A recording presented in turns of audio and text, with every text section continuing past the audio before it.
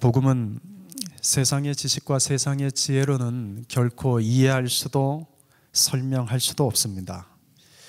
십자가는 어리석고 미련하게 보입니다.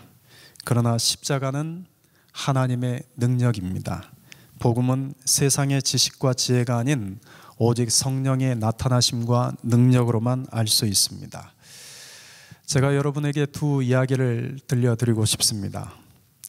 이 이야기는 복음을 믿고 십자가를 붙들고 사는 사람들의 이야기요, 이들의 이야기는 결코 세상의 지식과 지혜로는 잘 설명되지 않는, 그리고 이해할 수 없는 이야기입니다. 어찌 보면 어리석고 미련하게 보이는 이야기일 수도 있습니다. 오직 성령의 나타나심과 능력으로만 깨달을 수 있는 이야기가 될 겁니다. 2008년 3월 8일 주일 아침이었습니다. 미국 중부에 있는 일리노이주 메리빌에 있는 제1침례교회 주일 첫 예배 시간이 8시 반에 시작이 되었습니다. 150여 명의 교인들이 그 자리에 앉아 있었고, 그 교회 담임 목사인 프레드 윈터스 목사님이 설교를 하려고 준비하고 있었습니다. 그때 낯선 청년 한 명이 윈터스 목사님에게 다가가서 뭐라고 귓속말을 하더니 갑자기 총을 꺼내 4발을 쏘았습니다. 첫 번째 총알이 윈터스 목사님이 들고 있던 성경책을 산산조각을 냈습니다. 교인들은 이때까지만 해도 미리 준비한 설교의 한 부분이라고 생각을 했습니다.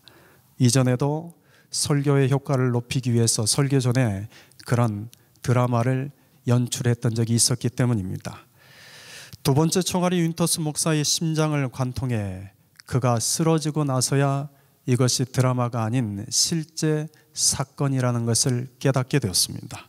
주일 아침 예배가 순식간에 참사로 변하는 순간이었습니다. 교인들은 두려움에 떨며 소리를 질렀고, 일부 교인들은 바닥에 엎드려 하나님께 기도했습니다. 신고를 받고 달려온 경찰은 이내 그 범인을 체포했습니다. 범인은 27세 청년 테리 쉐들러 쉐크였습니다. 그의 가족의 증언에 따르면 이 청년은 과거에 정신병을 앓았던 적이 있었다고 합니다. 윈터스 목사는 1987년 이 교회에 부임해서 22년째 사역을 하고 있었습니다. 처음 교회에 왔을 때 교인 숫자는 30명 남짓되었는데 그 당시에는 약 1200명이 모이는 제법 큰 교회가 되었었습니다. 그는 미드웨스턴 베프티스트 신학교회 외로 교수도 맡고 있었고, 그는 무엇보다도 한 아내의 남편이요 2 딸의 아버지였습니다. 그 사건이 있은 지 일주일이 지났습니다. 3월 16일 월요일 아침, 윈터스 목사의 아내 신디 윈터스가 CBS 프로그램 더 얼리쇼에 출연을 했습니다. 신디의 모습은 불의의 사고난 남편의 일은 그런 슬픔 표정이 아니었습니다. 얼굴에는 평온함이 깃들여 있었습니다. 신디는 이렇게 이야기를 했습니다.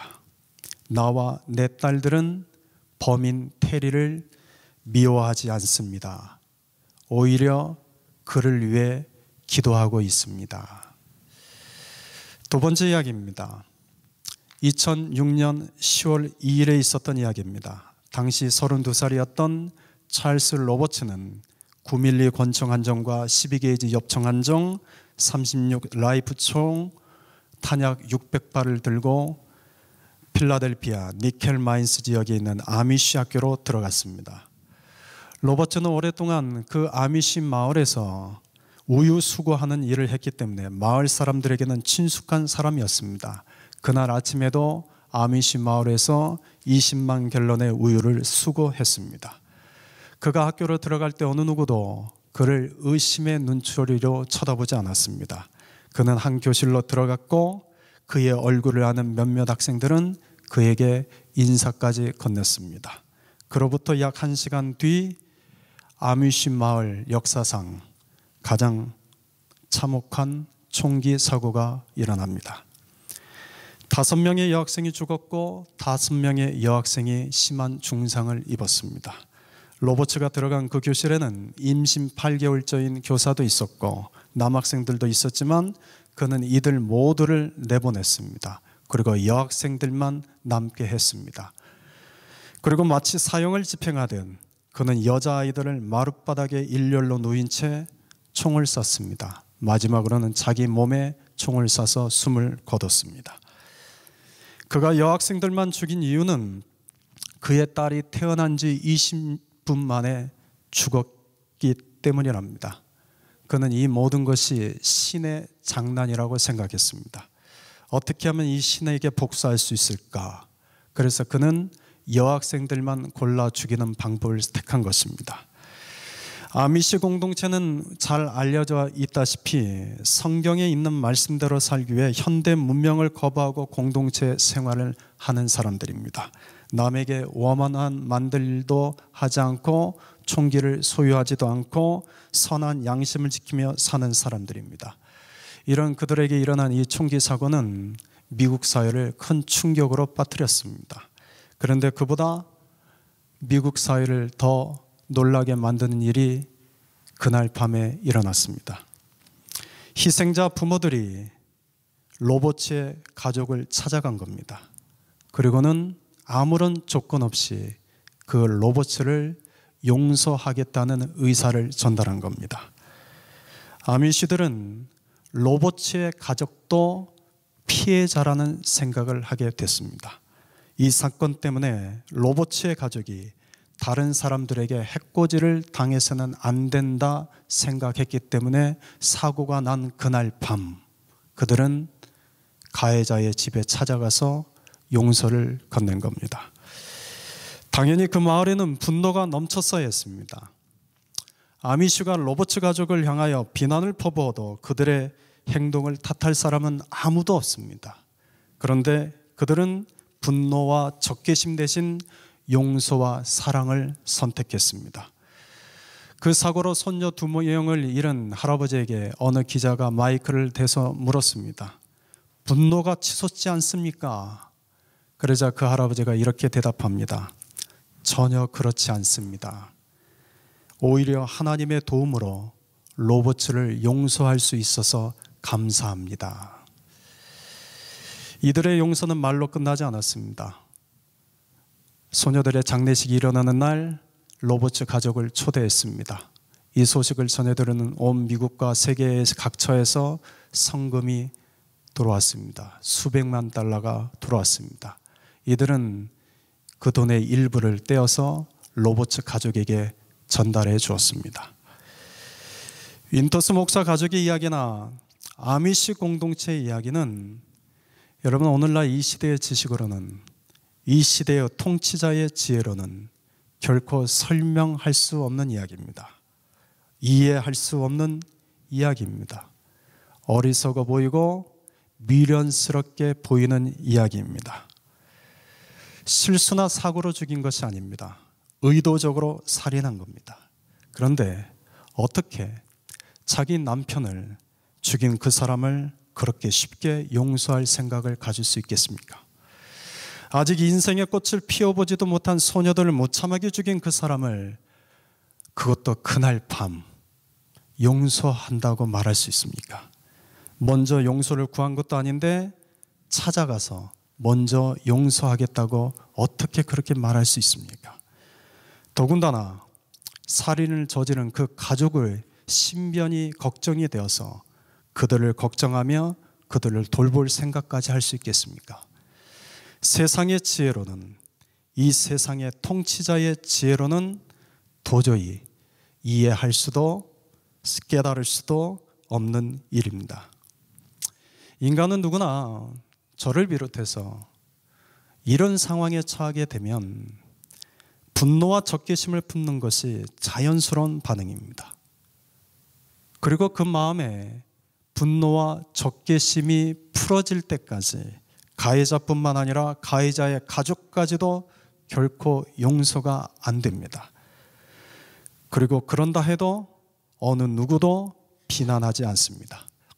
그런데 어떻게 분노와 적개심이 아닌 용서와 사랑의 마음을 가질 수 있겠습니까? 윈터스 목사의 사모님은 이렇게 말을 했습니다. 이 모든 일을 통해 그가 예수님을 사랑하는 걸 배우게 되길 기도하고 있습니다. 아미시 공동체는 이렇게 말했습니다.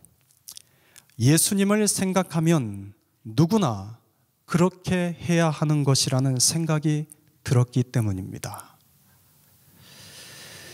이들이 이런 생각을 하고 이런 말을 하게 된 것은 결코 사람의 지식과 지혜 때문이 아닙니다. 그들 안에 있는 예수님 때문에 할 수 있었습니다. 사랑하는 내 남편이, 사랑하는 내 딸들이여 내 손녀들이 이유 없이 억울하게 죽임을 당한 비보를 접했을 때 성령님이 그들 안에 예수님을 생각나게 한 겁니다. 그리고 그들 안에 분노와 적개심의 마음이 아닌 사랑과 용서의 마음을 갖게 한 겁니다. 이런 그들의 삶에 보여지는 것은 여러분 오직 예수님이 보입니다. 이 모든 일을 통해 그가 예수님을 사랑하는 걸 배우게 되길 기도하고 있습니다. 예수님을 사랑하면 누구나 그렇게 해야 하는 것이라는 생각이 들었기 때문입니다. 이들의 이 마지막 말은 저들이 얼마나 예수님을 사랑하는 자들이었는지, 그리고 저들의 삶 속에서 예수님이 분명하게 보여지는 것을 우리는 깨닫게 됩니다. 고린도 교회는 말로 인해 다투고 분열되어 있었습니다. 저들은 서로 의도적으로 누군가를 해한 적도 없습니다. 의도적으로 억울하게 피해를 입힌 적도 없습니다. 그런데도 저들은 서로 분열되어 싸우고 다투고 있었습니다. 서로를 용납하지 않고 있었습니다. 그들은 예수님을 말하고 있고 그들은 십자가를 말하고 있지만 정작 저들의 삶에는 예수님이 보이지 않았습니다. 이런 소식을 전해 들은 사도 바울은 안타까운 심정으로 고린도전서를 써가고 있습니다. 그리고 그들에게 두 가지를 이야기합니다. 첫째는 복음에 대한 이야기를 하고 있고 두 번째는 성령에 대한 이야기를 합니다. 고린도 교회는 복음, 예수님과 십자가로 세워진 교회입니다. 복음 때문에 세워진 교회임에도 불구하고 저들은 점점 그 복음을 붙들지 않았습니다. 저들이 붙들려 했던 것은 사람의 생각, 사람의 지혜, 사람의 언변을 붙들려고 했습니다. 결국 그들이 복음이 아닌 사람의 지식과 지혜, 언변을 붙들다가 서로 다른 견해와 의견 때문에 분열과 다툼이 일어난 겁니다. 사도 바울은 이 고린도 교회를 향해서 이 복음의 이야기를 들려주면서 너희가 다시 붙잡아야 될 것은 이 복음밖에 없다라는 것을 일깨워 주고 싶었습니다. 이 부분은 우리가 지난 시간까지 살펴본 내용입니다. 오늘 본문은 두 번째, 성령에 대한 이야기입니다. 복음과 성령은 동전의 양면과도 같습니다. 여러분, 성령이 없으면 복음은 제대로 전해줄 수 없습니다. 또한 복음이 없으면 성령은 의미가 없습니다. 복음과 성령은 서로 상보적인 관계를 하고 있습니다. 복음은 사람의 지식과 지혜로 깨달아지는 것이 아니라 4절 말씀에 기록되어 있는 것처럼 오직 성령의 나타나심과 능력으로만 깨달아질 수 있습니다. 윈터스 목사님 가족과 아미시 공동체가 보여준 용서와 사랑은 여러분 결코 누군가가 이 세상 최고의 지식과 최고의 지혜를 동원하여 분노하고 적개심하지 말고 용서하고 사랑해야지 라고 가르쳐서 저들이 그렇게 된 게 아닙니다. 그들 안에 계신 성령님이 그들 마음속에 예수님을 생각나게 하셨고 그 예수님 때문에 용서와 사랑의 마음을 갖게 하신 것입니다. 이 모든 일은 성령님이 하신 일입니다. 분열과 다툼 속에 있는 고린도 교회에 회복되어야 할 첫 번째 일은 바로 복음의 능력을 회복하는 일이요, 두 번째는 성령의 능력을 회복하는 일입니다. 우리에게도 동일합니다. 우리에게도 회복해야 할 능력이 있다면 우리에게는 복음의 능력을 회복해야 됩니다. 그리고 두 번째는 복음이 우리 삶의 능력이 되기 위해서 성령의 능력이 회복되어야 합니다. 그래서 바울은 오늘 본문에서 성령에 대한 이야기를 합니다. 저는 오늘 이 본문에서 성령에 대해서 두 가지만 여러분과 함께 나누고 싶습니다. 첫 번째, 여러분, 성령은 하나님으로부터 온 영, 보혜사입니다. 사도 바울은 성령님을 일컬어서 11절에서는 하나님의 영이라고 말하고 있고 12절에서는 하나님으로부터 온 영이라고 말합니다. 예수님은 요한복음 14장 26절에서 보혜사 곧 아버지께서 내 이름으로 보내실 성령이라고 말합니다. 그러니까 사도 바울이 하나님으로부터 온 영이라고 말한 이 성령은 예수님께서 말씀하신 보혜사가 됩니다. 보혜사라는 말은 헬라어 언어로는 파라클레토스입니다. 이 파라클레토스라는 단어는 파라라는 전치사와 칼레오라는 동사로 이루어졌습니다. 근데 이 파라라는 이 전치사는 의미는 내 곁에서 내 옆에서라는 뜻입니다. 칼레오라는 이 동사는 나를 부르다 내게 말씀하다라는 뜻입니다. 다시 말해서 여러분, 파라클레토스, 보혜사라는 단어는 내 곁에서 내 가까이에서 나를 부르시고 내게 말씀하시는 영이라는 이야기입니다. 여러분, 성령은 결코 멀리서 나를 부르지 않습니다. 성령님은 멀리서 나에게 말씀하지 않습니다. 성령님 언제나 내 가까이 다가오셔서 내 곁에서 나를 부르시고 내게 말씀하십니다. 성령님은 결코 우리에게 멀리 떨어져 계시지 않습니다. 언제나 내 곁에 계시고 내 옆에 계십니다. 그리고 그 성령님이 내 옆에서 조용히 속삭이듯 때로는 나를 부르시고 내게 말씀하십니다. 그래서 그 성령님은 나에게 위로자가 되시고 나의 돕는 자가 되십니다. 하루는 서기관들과 바리새인들이 간음한 여인을 현장에서 붙잡아서 예수님께로 끌고 갔습니다. 그리고는 그들은 큰 목소리로 예수님께 이렇게 말했습니다. 선생이여, 이 여자가 간음하다가 현장에서 잡혔나이다. 모세는 율법에 이러한 여자를 돌로 치라 명하였거니와 선생은 어떻게 말하겠나이까?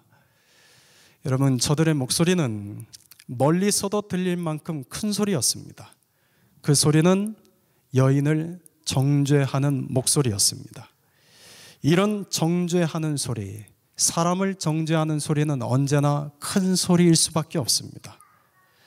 나는 옳은데 당신은 잘못되었어. 나는 괜찮은데 당신에게는 문제가 있어. 이것을 드러내고 싶어서 더 큰 소리로 정죄하며 이야기합니다. 멀리서도 들릴 만큼 큰 소리로 정죄하던 저들에게 예수님은 이렇게 말씀하십니다. 너희 중에 죄 없는 자가 먼저 돌로 쳐라. 여러분, 멀리서도 들릴 만큼 큰 소리로 여인을 정죄하던 자들의 목소리와는 달리 이때 예수님의 목소리는 아주 작은 소리였습니다. 큰 소리로 여인을 정죄하던 서기관들과 바리새인들과는 달리 예수님은 정죄하는 그들에게 작은 소리로 너희 중에 죄 없는 자가 돌로 쳐라 말씀하신 겁니다. 예수님의 소리는 그들의 소리보다 작았습니다. 그런데 그들의 귓가에는 작은 소리로 들렸지만 그들의 마음에는 점점 그 소리가 큰 소리로 울려났습니다. 자신들 안에 감춰져 있는 죄를 깨닫게 하는 울림 있는 큰 소리가 되었습니다. 나는 옳은데 당신은 잘못됐어. 나는 맞는데 당신은 틀렸어.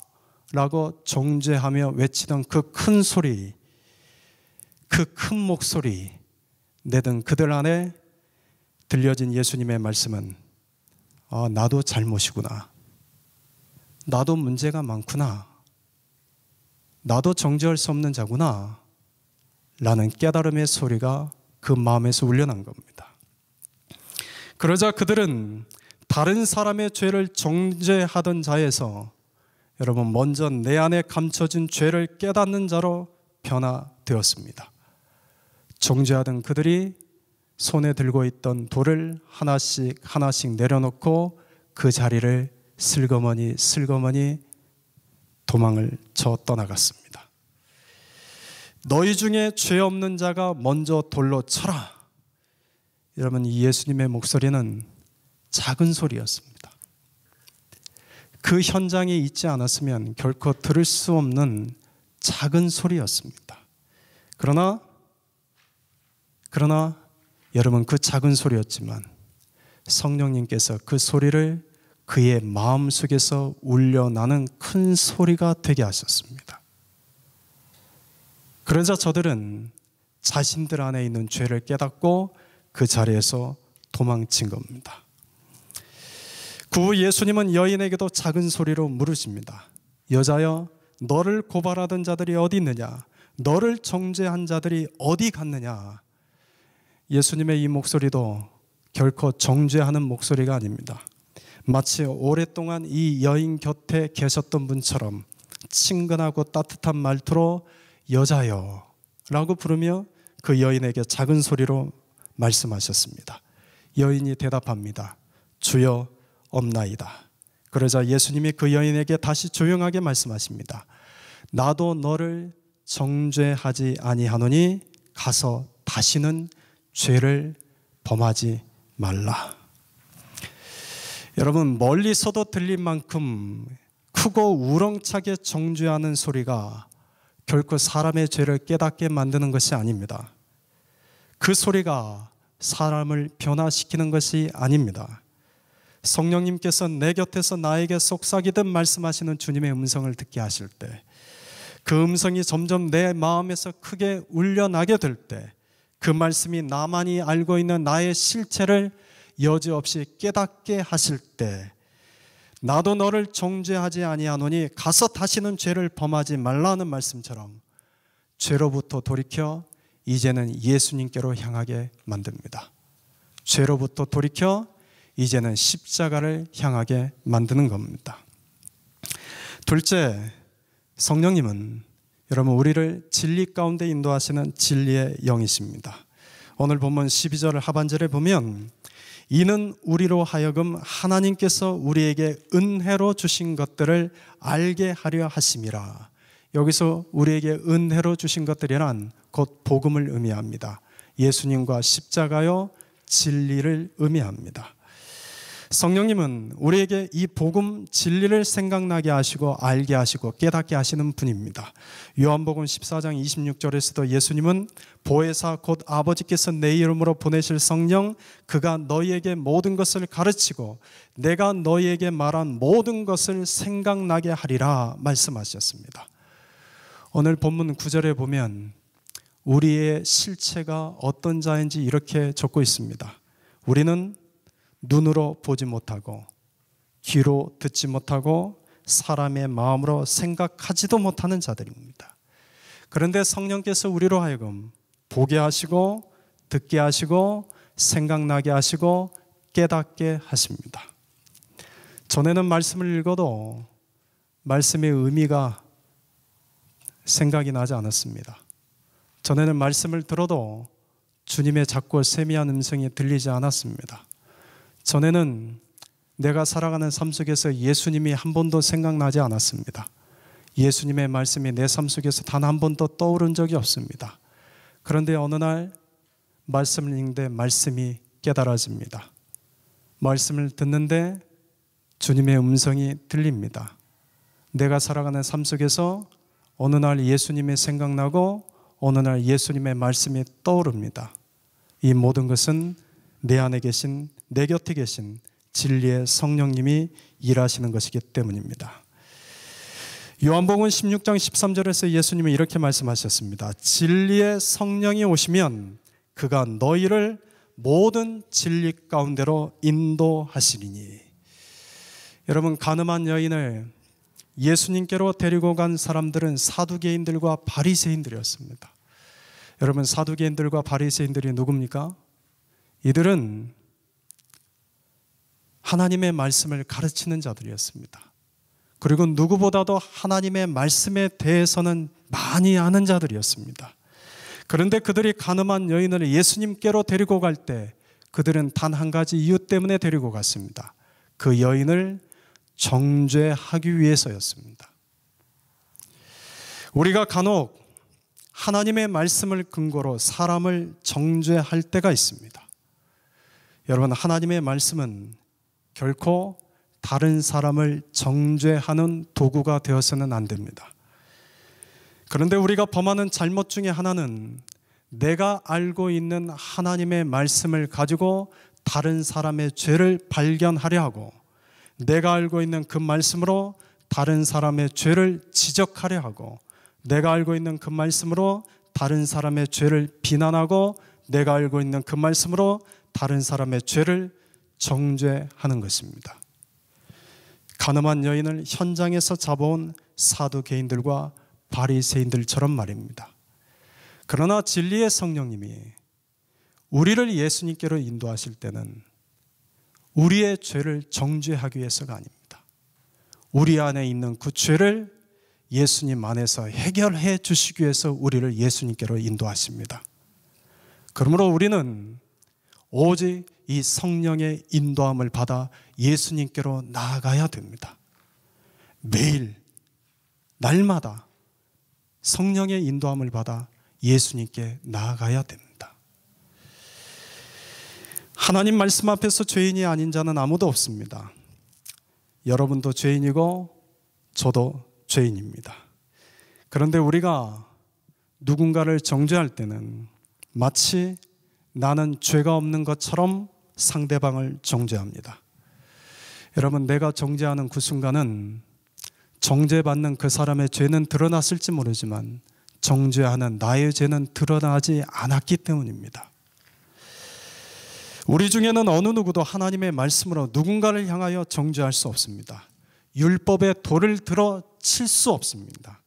우리 중에는 죄가 드러난 사람과 죄가 드러나지 않은 사람이 있을 뿐이지 결코 죄 없는 사람과 죄 있는 사람이 있는 것이 아닙니다. 우리는 모두 다 죄인들입니다. 우리 가운데는 정죄받을 사람과 정죄받지 않을 사람이 있는 것이 아니라 우리는 모두 다 하나님의 진노 아래서 정죄받아야 될 사람들만 있습니다. 오늘 이 설교를 하고 있는 저 역시도 여러분 정죄받아야 마땅할 자입니다. 저 역시도 많은 죄가 있는 사람입니다. 아직 그 죄가 여러분 앞에 드러나지 않았을 뿐입니다.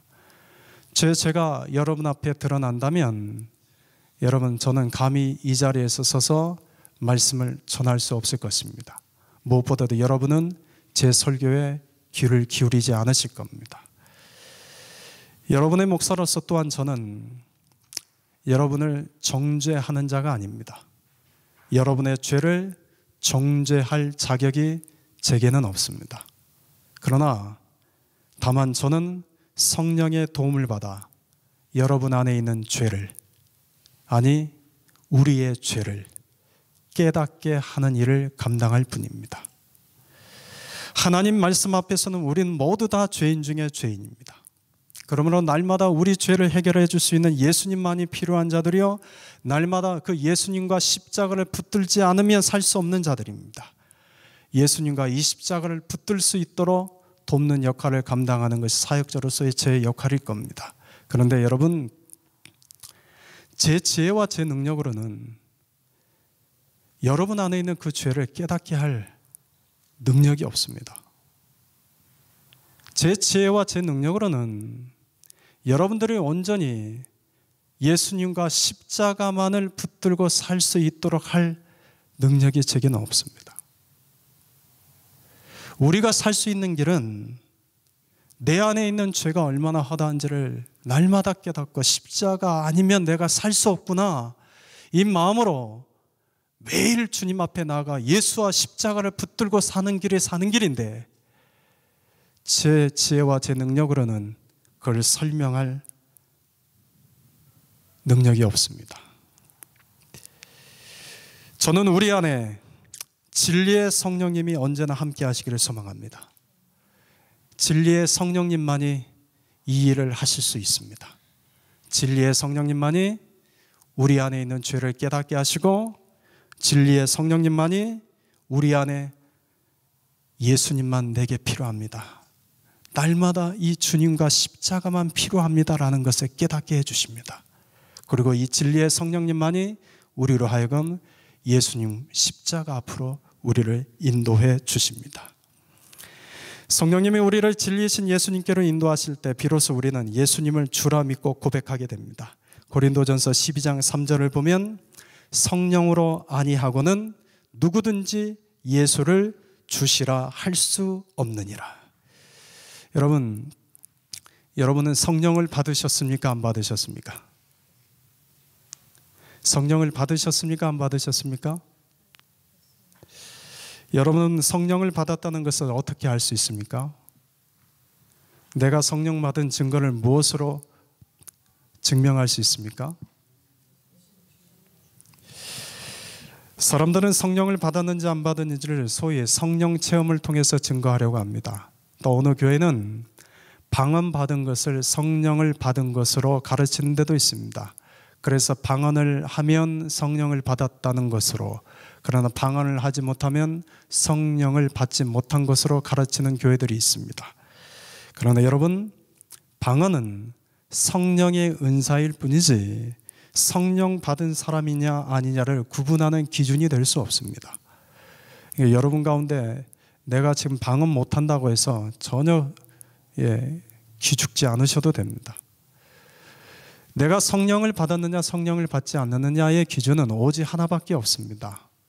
내가 예수를 그리스도로 믿고 고백하느냐 하지 않느냐입니다. 오늘 12장 3절에서 성령으로 아니하고는 누구든지 예수를 주라 할 수 없기 때문입니다. 요즘 성령 집회들을 많이 하죠. 여러분, 요즘 성령 집회 하면 무슨 집회죠? 성령 집회 하면 대부분 치유 집회입니다. 그리고 두 번째는 은사 집회입니다. 사도 바울 선생님이 만약 이 시대에 와서 성령 집회를 한다면 어떤 집회를 할까요? 사도 바울 선생님이 오늘 이 시대에 오면 그분은 결코 오늘날 우리와 같은 치유 집회나 신유 집회를 성령 집회라고 말하지 않을 겁니다. 성령이 우리 안에 임하시면 우리 안에 치유가 일어나는 것은 맞는 얘기입니다. 성령이 우리 안에 임하시면 귀신이 쫓겨납니다. 그리고 성령이 우리 안에 임하시면 은사가 임하는 것은 맞는 이야기입니다. 그러나 그것이 성령 집회는 아닙니다.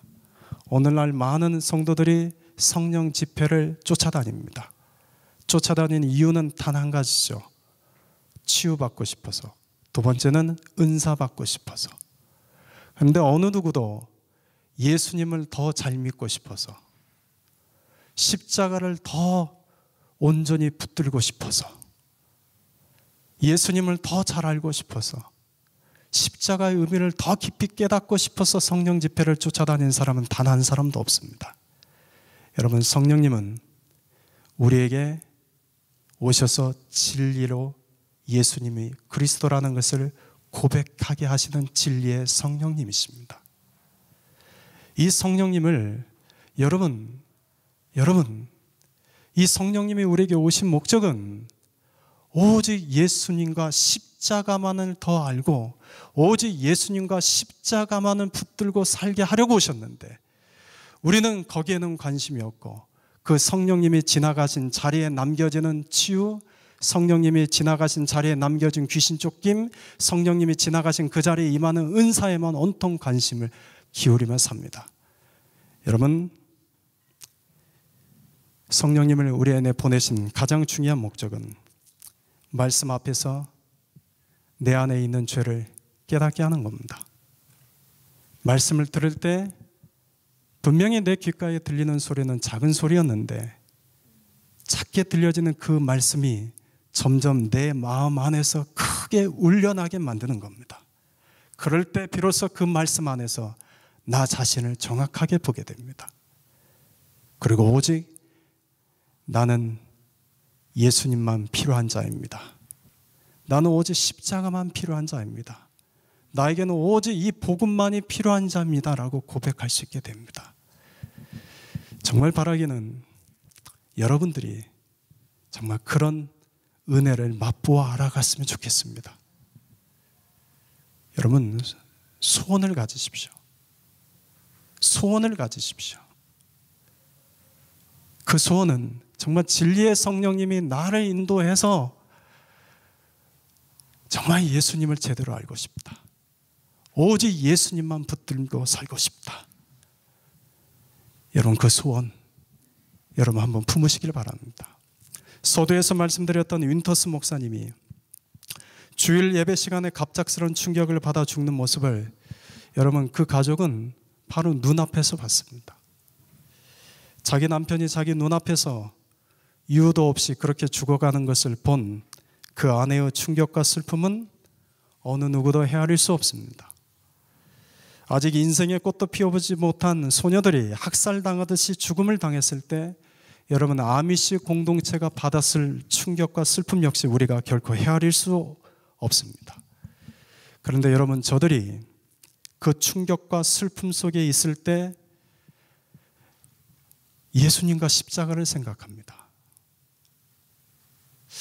어떻게 그럴 수 있죠?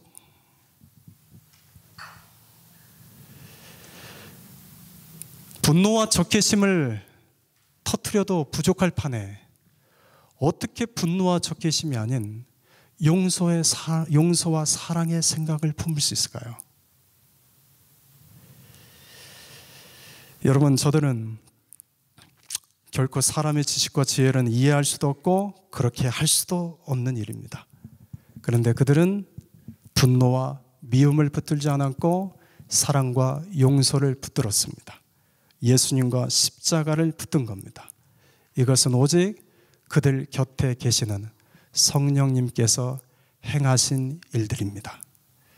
저와 여러분에게도 성령님께서 늘 언제나 곁에서 일해 주심으로 여러분 우리의 삶이 예수님과 십자가만을 붙들며 살아갈 수 있기를 정말 소망합니다. 그럴 수 있기를 바랍니다. 오늘 마지막 말씀 읽고 마치겠습니다. 여러분 16절 우리 같이 한번 읽어봅시다. 누가 주의 마음을 알아서 주를 가르치겠느냐? 그러나 우리가 그리스도의 마음을 가졌느니라. 여러분 사도 바울이 이 마지막 이 말을 해줍니다. 누군가는 사도 바울에게 이렇게 항변할지 모릅니다. 바울 선생님, 내가 예수님 복음 안 붙잡고 싶어서 안 붙잡습니까? 성령께서 진리의 성령께서 내 안에서 복음을 붙들고 살기를 원하지 않아서 내가 그렇게 사는 거 아니지 않습니까? 이렇게 항변할 수 있죠. 그런데 사도 바울이 마지막 이 말을 합니다.